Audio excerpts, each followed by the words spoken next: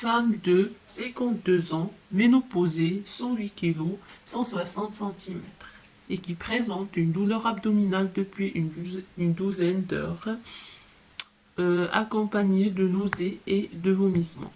Lors de la palpation abdominale, on trouve une défense sous-corticale droite, température à 39 degrés et il n'existe pas d'ictère cutané-muqueux. La première question du cas clinique. Quel est le diagnostic le plus probable? C'est la cholestite aiguë, car on a un terrain favorisant, on a le signe de Murphy, on a une fièvre et l'absence de l'ictère cutané-muqueux.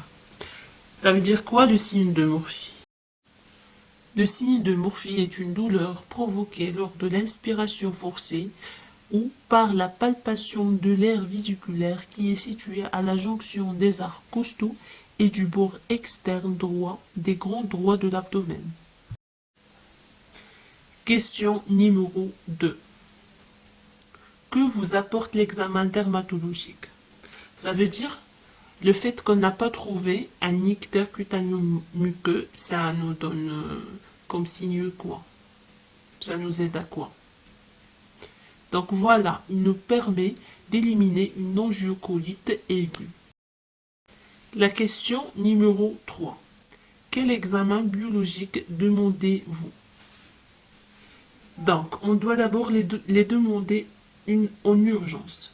On demande un bilan hépatique, ça veut dire azate, alate, bilirubénémie, phosphatase alcaline, gamma-GT.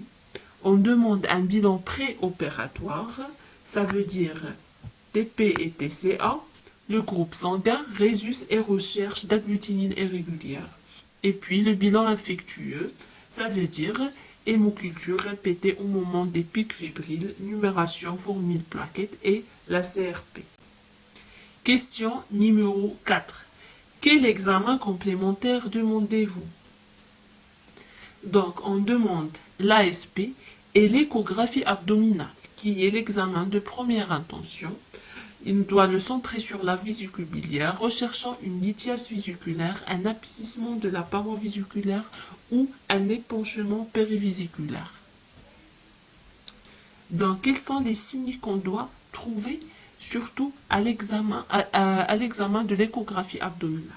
Donc, les signes échographiques d'une cholestite aiguë sont la mise en évidence d'un épaississement de la paroi vésiculaire, la présence de calculs et d'un morphie radiologique.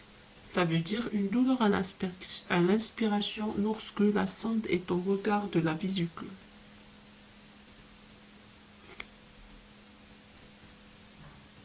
La question numéro 5. Quelle est votre attitude thérapeutique? Voilà, on a fait le diagnostic, donc maintenant on doit traiter. D'abord, en urgence, on va demander à la patiente le jeûne strict.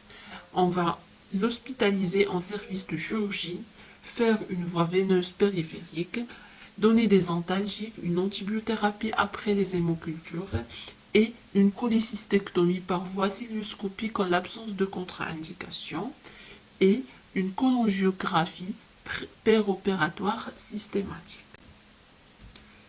Question numéro 6 et la dernière question de ce cas clinique. Décrivez votre surveillance immédiate après le traitement. Donc, la surveillance doit d'abord porter sur l'état général, pouls, tension artérielle et température. Puis, la reprise du transit, recherche de phlébite, surveiller la cicatrice, recherche l'ictère et la surveillance biologique, ça veut dire le bilan hépatique et la NFS. Récapitulative. La cholécystite aiguë lithiasique, c'est une urgence médico-chirurgicale. Il s'agit de l'infection aiguë de la vésicule biliaire due à l'obstruction prolongée du canal cystique par un calcul. À la clinique, on trouve une fièvre entre 39 et 40, douleur de l'hypocondre droit, sans ictère et une défense de l'hypocondre droit. La biologie, on trouve une hyperleucocytose APLN, augmentation de la protéine CRP. Pour l'imagerie, l'échographie confirme le diagnostic en montrant un épaississement de la paroi vésiculaire associé à la présence de calculs. Il n'y a pas de dilatation de la voie biliaire principale. Le traitement, c'est l'hospitalisation et remplissage vasculaire, antalgique et antibiotique, plus la chirurgie. La cholécystectomie doit être réalisée en urgence.